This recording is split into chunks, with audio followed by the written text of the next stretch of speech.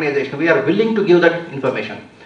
But we would like our information to be accurate. I don't want a bank to have a wrong information about me. This is right to accurate information. In India, in the absence of a law, these finer points of right to privacy had not been addressed.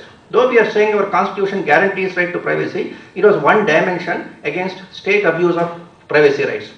But if today you go to any website, most of your details are there. There are job portals, matrimonial portals. A lot of our private information is dumped there. Credit card information is there. Now, if that web portal doesn't respect your privacy, a lot of what we call as identity theft related crimes can happen.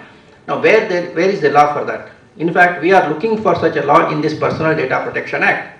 Now, if we have to be responsible, then we have to use this opportunity that when the bill is under discussion in the parliament, if we, the so-called experts, have a view, we should put it across to the government. We cannot wait for the law to be passed and later on criticize the government and tell people that they don't know information technology.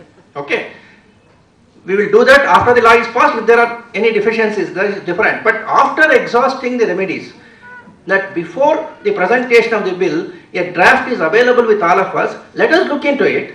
And if we have some important suggestions, we need to pass it on to the government. That is why we felt that we will address these issues in the seminar, get these experts and collect their views, and that compendium of views we will submit to the government.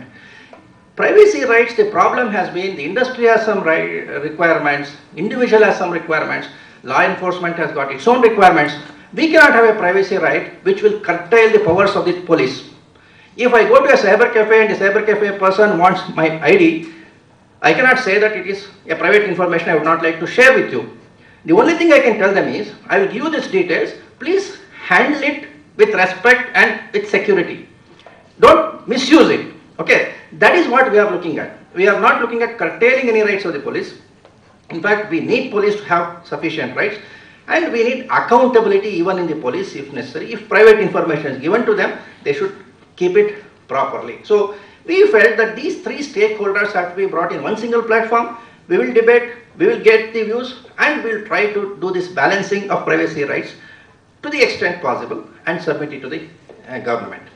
In fact, in India, I personally would like Bangalore to be a center where this regulatory aspects of cyberspace is taken as a focus. In fact, for the last couple of years, I have been talking about Karnataka Cyber Kanunu Prajnandolana Karakrama.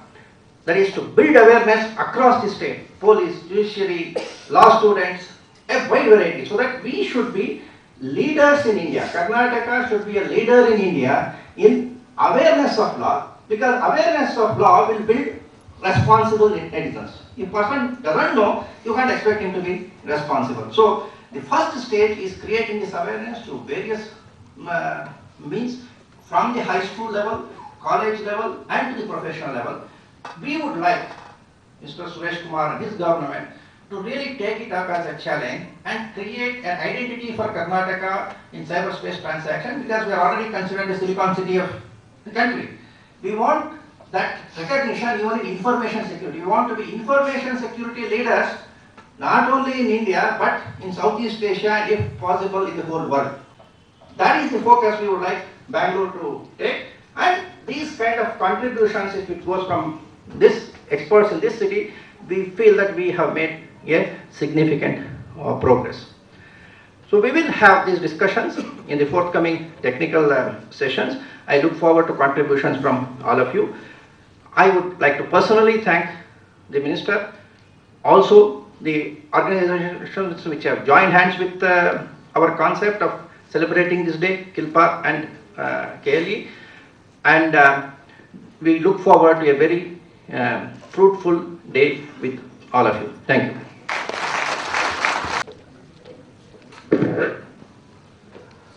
Honorable dignitaries and of the dais, delegates, my dear colleagues and my dear student friends, I stand forward to extend my sincere gratitude on behalf of the Karnataka Institute for Law and Parliamentary Reform, Bangalore, and also on behalf of Digital Society Foundation of India, Bangalore, and on behalf of the management, staff and students of KLE Societies Law College, Bangalore.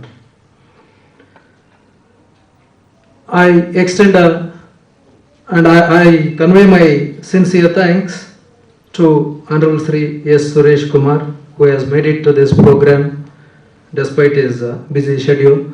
Thank you, sir, for the words of your appreciation, concern and relevance. I also extend my sincere gratitude to Sri G. Dakshinamurthy, the first director of Karnataka Institute for Parliamentary Affairs, for giving a prefatory talk on the seminar. Thank you, sir. My sincere thanks are also due to Sri Na Vijaya Shankar, who has agreed to preside this program and also gave a call to all the delegates to participate in the forthcoming technical sessions. Thank you, sir.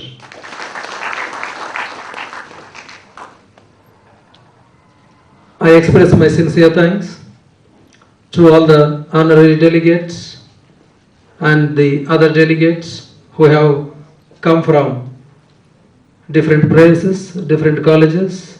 My thanks are also due to the principals of various law colleges, principals of the institutions in the campus, and I extend my thanks to the members of the press who have gathered to collect the information and give wide coverage. My sincere thanks to all the invitees and my colleagues and friends. Thank you one and all. Thank you, sir. May I have your attention, please? There's a high tea arranged for all the delegates and participants in the BHM dining hall, so I request you all to kindly make your way towards the dining hall and resume back for the technical session 1 at the Sharda Sabhangana. Thank you.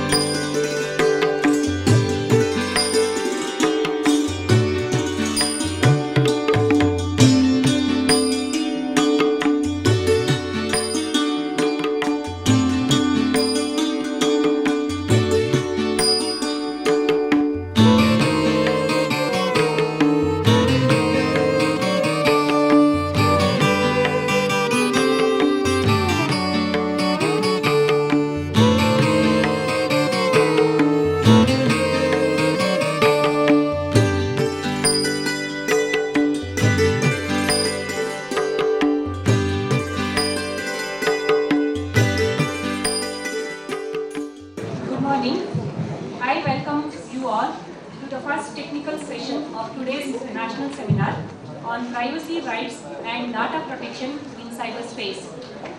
Speakers for the session are Dr. Vijay Kumar, Registrar, National Law School, Bangalore; Sri J. Prasanna, Technical Security Consultant; Shri Sudhir KS, Cyber Law Specialist, and Chairman for the session is Shri P.P. Kanthan. Now I would like to welcome and introduce the speaker, Dr. V. Vijay Kumar, Registrar, National Law School, Bangalore. Dr. Vijay Kumar has done MA in Political Science and Public Administration, MPhil in Political Science, ML and PhD in International Law and Constitutional Law. Dr. Vijay Kumar has been a visiting scholar at various universities at Singapore and Canada. Dr. Vijay Kumar has published more than 25 articles in national and international journals and contributed to various books. Presently, he is the Registrar of National Law School, Bangalore. Sir, we extend a very warm welcome to you. Now I request Bhagyaraj to present a bouquet and memento to Sri Dr. Vijay Kumar.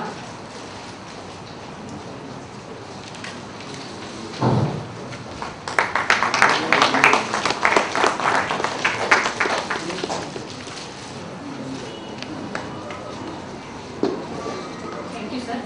Now I would like to welcome and introduce Sri J. Prasanna, Technical Security Consultant. Sri J. Prasanna has been a cyber security consultant from last 12 years. Presently, he is associated with AB Security Labs. Sri J. Prasanna is specialized in risk assessment and technical security management. He has successfully completed various assignments in technical security management for government offices, the army, the police, and MNCs. Sir, we extend you a very warm welcome. Now I request Raghu to present a bouquet and a memento to Sri J. Prasanna.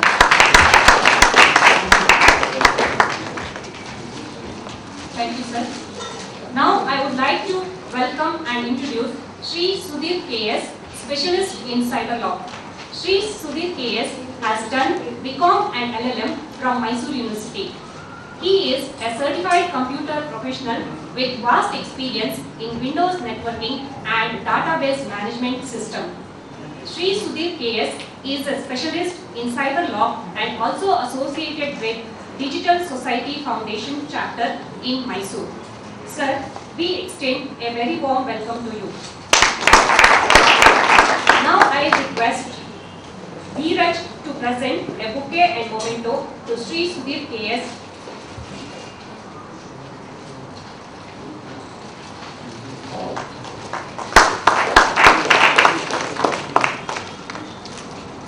Thank you, sir. Now I would like to welcome and introduce Sri P.P. Kanthan.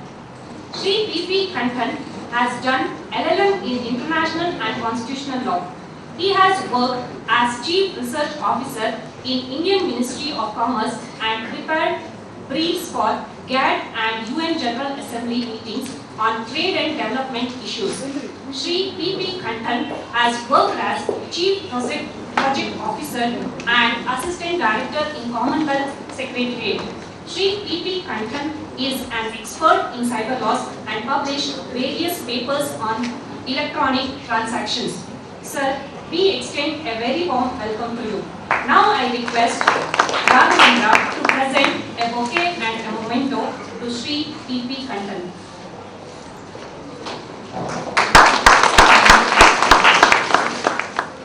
Ladies and gentlemen,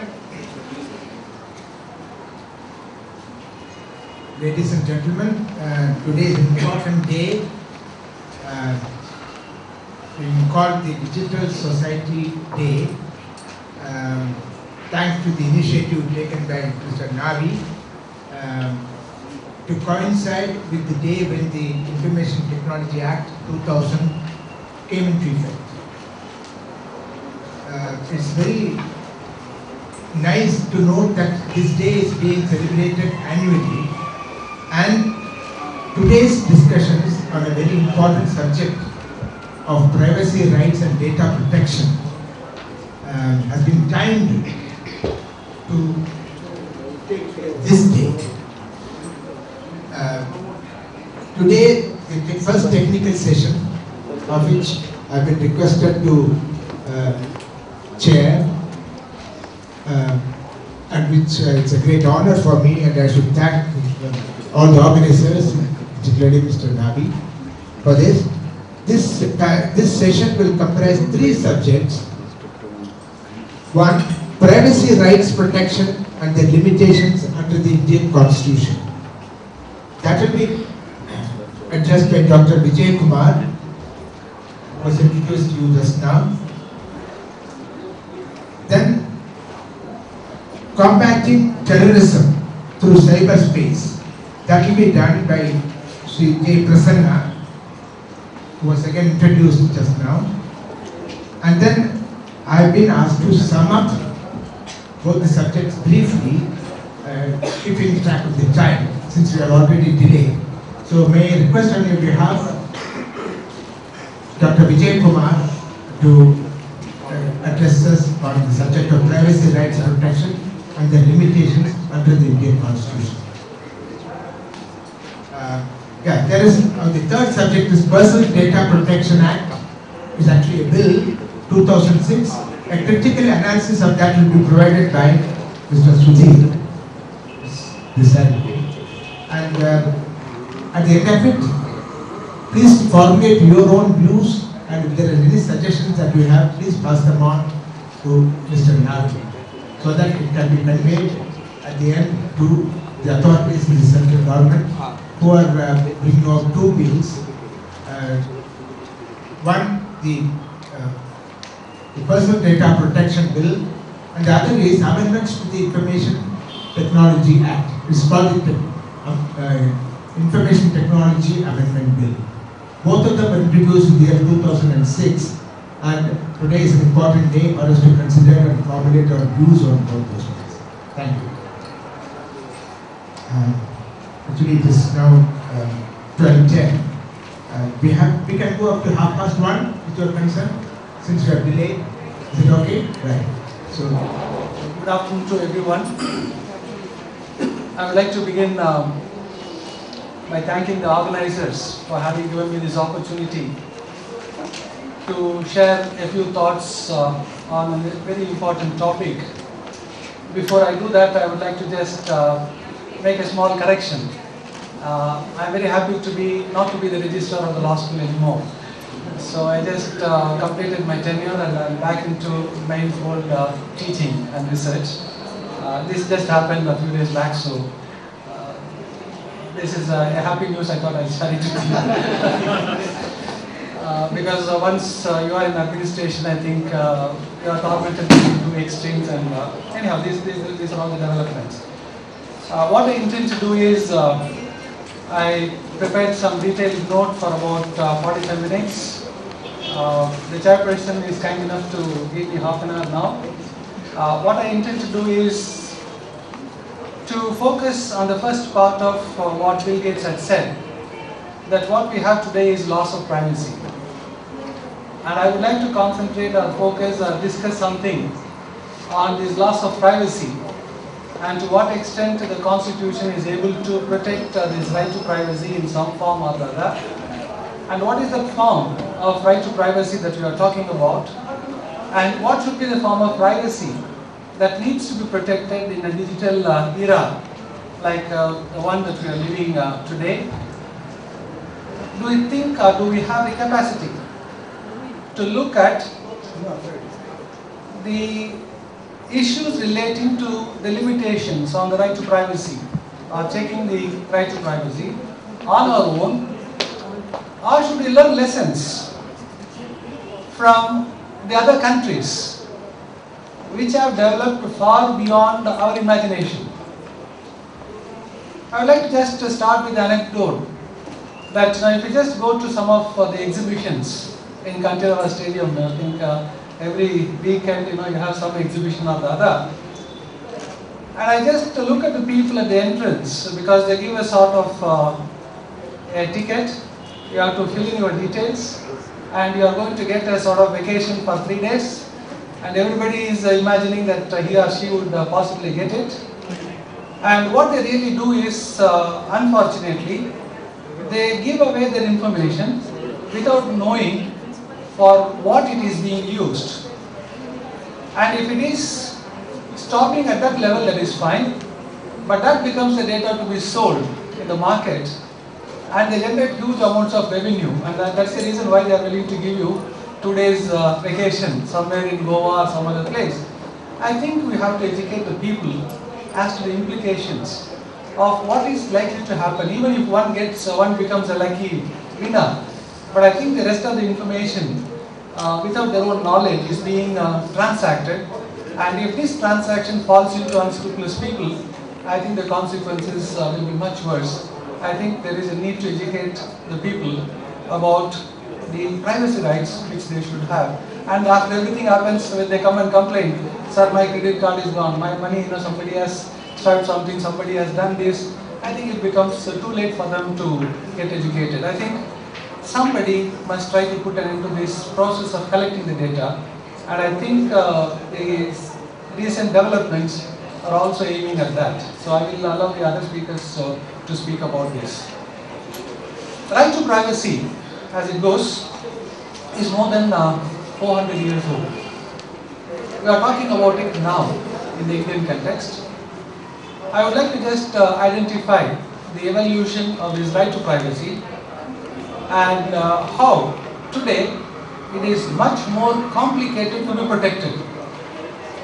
And people are willingly giving the information so that they are excluded from the ambit of the control, the regulatory agencies, the police, the immigration officers, so on and so forth. Today, if somebody has to enter the US, I don't think they can enter without their fingerprints handed over to them.